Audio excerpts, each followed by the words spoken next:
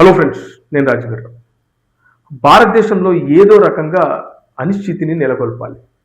ముఖ్యంగా ప్రస్తుత కేంద్ర ప్రభుత్వం అయినటువంటి బీజేపీ ప్రభుత్వాన్ని గద్దెదించడం కోసం రకరకాల ఎత్తులు వేస్తున్నారు. ఎన్డీఏ కూటమికి వ్యతిరేకంగా ఉన్నటువంటి ఇండియా కూటమిలోని పార్టీలన్నీ కలిసి ఇవాళ దేశంలో ఈ అనిశ్చితి నెలకొల్పే తీవ్రమైనటువంటి ప్రయత్నాలు చేస్తున్నారా అనే అనుమానాలు అయితే చాలామంది వ్యక్తం చేస్తున్నారు. ఈ సోనం వాంగ్చుక్ అతని గురించి మీ అందరికీ ఆల్మోస్ట్ తెలిసే ఉంటుంది. ప్రస్తుతం ఆయన ఆమరణ నిరాహార దీక్ష చేస్తున్నాడు. ఆయనకు మద్దతుగా వేలాది మంది, ఇంకా చెప్పాలంటే లక్షలాది మంది విద్యార్థులను ఏకం చేసే ప్రయత్నాలు జరుగుతున్నాయి. దీని వెనకాల కాక్రోచ్ జనతా పార్టీ ఉందనేది అందరికీ తెలుసు. అయితే వీళ్ళందరికీ ఫండింగ్ ఎక్కడి నుంచి వస్తుంది? ఇదే ఇక్కడ చాలా మందిని ఆలోచింపజేస్తుంది. ఎందుకంటే ఏదో రకంగా భారతదేశంలో ఒక ప్రాబ్లం క్రియేట్ చేయాలి. ముఖ్యంగా చూస్తే శ్రీలంకలో ఏం జరిగిందో మనందరికీ తెలుసు, బంగ్లాదేశ్లో ఏం జరిగిందో మనం చూసాం. అలాంటి పరిస్థితులను భారతదేశంలో కూడా సృష్టించాలి, క్రియేట్ చేయాలి. ఏదో విధంగా మోడీ ప్రభుత్వాన్ని దించేసి ఆ తర్వాత ఏదైతే ఇండియా కూటమి ఉందో వీళ్ళు అధికారంలోకి రావడానికి తీవ్ర ప్రయత్నాలు చేస్తున్నారు. అందులో భాగంగానే ఈ కాక్రోచ్ జనతా పార్టీని బ్యాక్ ఎండ్లో ఉండి సృష్టించి దాన్ని ముందుకు తీసుకొచ్చి తద్వారా విద్యార్థులను రెచ్చగొట్టి ఇవాళ విద్యార్థులు ఏదైతే ఈ సోనం వాంగ్చుక్ నిరసన చేస్తున్న ఆ ప్రదేశానికి వచ్చిన తర్వాత వాళ్ళు విద్యార్థులందరూ ఏ విధంగా నిరసన చేద్దామని వచ్చారు?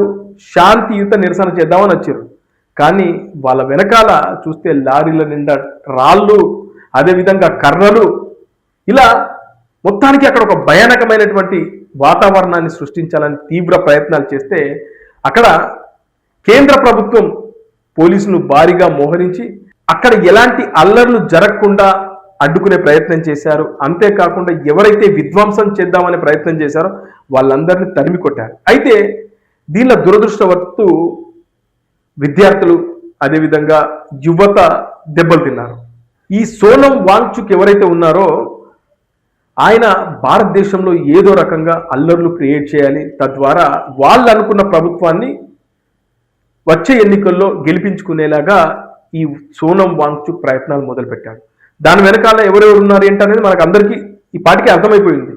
అయితే ఇక్కడ ఈ సోనం వాంగ్చుక్ అనే వ్యక్తి ఎలాంటి కామెంట్లు చేశాడు హిందూ దేవుళ్ళ పైన? శ్రీరాముడు తన భార్య అయినటువంటి సీతమ్మ వారిని బహిరంగంగా నడి రోడ్డు మీద అమ్మడానికి పెట్టాడంట అతను చేసిన కామెంట్. ఇలా హిందూ మతాన్ని ద్వేషించే ఈ సమూహం అంతా ఒక చోటికి చేరింది. ఇప్పుడు ప్రస్తుతం ఈ ప్రకాష్ రాజ్ తెలుసు, మీ అందరికీ తెలిసిందే. ఈ ప్రకాష్ రాజ్ కేరళ వెళ్ళి అక్కడ జరిగినటువంటి ఒక ఈవెంట్లో ఆయన చేసిన కామెంట్ ఏంటి?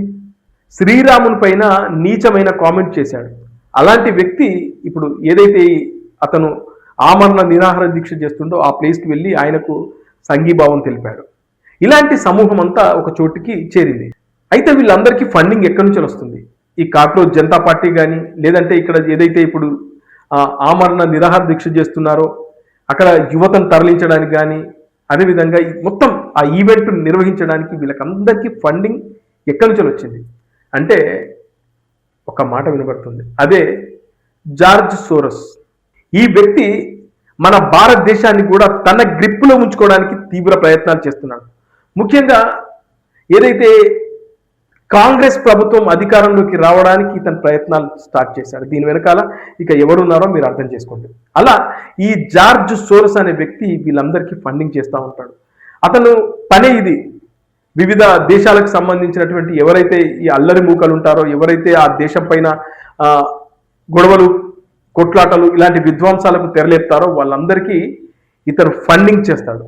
అందులో భాగంగానే సిజేపీకి కూడా, కాక్రోచ్ జనతా పార్టీకి కూడా ఆయన బ్యాక్ ఎండ్లో ఉండి ఫండింగ్ చేస్తున్నాడు, ఆయన వెనకాల ఉండి నడిపిస్తున్నాడు అనే ఒక ఆరోపణ కానీ, ఒక విమర్శ కానీ బహిరంగంగా వినపడతా ఉంది.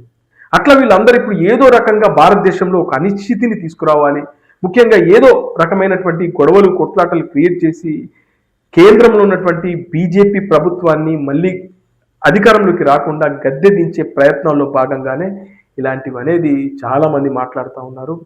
దీనికి బలి పశువులుగా యువతను ముంగడ పెడుతున్నారు. వీళ్ళందరూ కలిసి చేసినటువంటి ఒక భయంకరమైన ప్లాన్ ఇవాళ బలైపోతుంది యువత. అందుకే నిజాలు తెలుసుకోండి, దీని వెనకాల ఏం జరుగుతుంది, ఎవరి అధికార దాహం కోసం ఇవాళ ఇలాంటి పరిస్థితులు తీసుకొస్తున్నారు అనేది జనాలు ఆలోచించండి. అంతేగాని గుడ్డిగా కాక్రోచ్ జనతా పార్టీ ఇవాళ ప్రభుత్వాన్ని ప్రశ్నిస్తుంది, అది నిజాయితీ గల పార్టీ. కాక్రోచ్ జనతా పార్టీ మరో ఆమ్ ఆద్మీ పార్టీ. దీని వెనకాల ఆమ్ ఆద్మీ పార్టీ అధినేత కేజ్రీవాల్ ఉన్నాడు, ఆయన్నే వెనుక ఉండి నడిపిస్తున్నాడు. ఆయన తన ముఖాన్ని ఇప్పుడు జనాలకు చూపించలేని పరిస్థితి, ఎందుకంటే జైలుకు వెళ్ళొచ్చాడు, అవినీతి మరకలు ఉన్నాయి కాబట్టి తన అనుచరుని ముంగడబెట్టి కాక్రోచ్ జనతా పార్టీ అనే దాన్ని తీసుకొచ్చి ఇవాళ భారతదేశంలో విద్వేషాలు రెచ్చగొట్టి వాళ్ళు అనుకున్న రాజకీయ పార్టీని అధికారంలోకి తీసుకురావడానికి జరుగుతున్న ప్రయత్నాల్లో భాగంగానే ఇవాళ ఈ వాంగ్చుక్ను తీసుకొచ్చి ఇవాళ ఆమరణ నిరాహార దీక్ష చేపించి మొత్తానికి జనాల్లో కేంద్ర ప్రభుత్వం పైన, కేంద్రంలో ఉన్నటువంటి బీజేపీ ప్రభుత్వం పైన ఒక రకమైనటువంటి ద్వేషాన్ని క్రియేట్ చేయడం కోసం జరుగుతున్నటువంటి ప్రయత్నమే ఇదంతా. అందుకే జనాలు తెలుసుకోండి, నిజాలేంటో తెలుసుకోండి, దీని వెనకాల ఎవరున్నారు. మన భారతదేశం మోడీ ప్రభుత్వం వచ్చిన తర్వాత ఎలాంటి ఇబ్బందులు లేకుండా, ముఖ్యంగా పాకిస్తాన్ లాంటి దేశంతో ఇవాళ మనకు ఎలాంటి ఇబ్బందులు కలగకుండా చాలా జాగ్రత్తగా పరిపాలన చేస్తూ ఉన్నారు. అంతేకాకుండా ఇవాళ మన దేశ పరిస్థితి మరో శ్రీలంకగా కాకుండా మరో బంగ్లాదేశ్ లాంటి పరిస్థితి మనకు రాకుండా చాలా జాగ్రత్తగా ప్లాన్ చేసుకుంటూ ఇవాళ భారతదేశ ప్రజలు కాపాడుకుంటూ వస్తున్నారు మోడీ ప్రభుత్వం. అలాంటి ప్రభుత్వాన్ని గద్దెదించడానికి జరుగుతున్న ప్రయత్నమే ఇదంతా. అందుకే జనాలు తెలుసుకోండి, మన దేశం కూడా మరో శ్రీలంక కాకూడదు, మరో బంగ్లాదేశ్ కాకుండా ఉండాలంటే ఇలాంటి బొద్దింకలను ఎంకరేజ్ చేయకండి.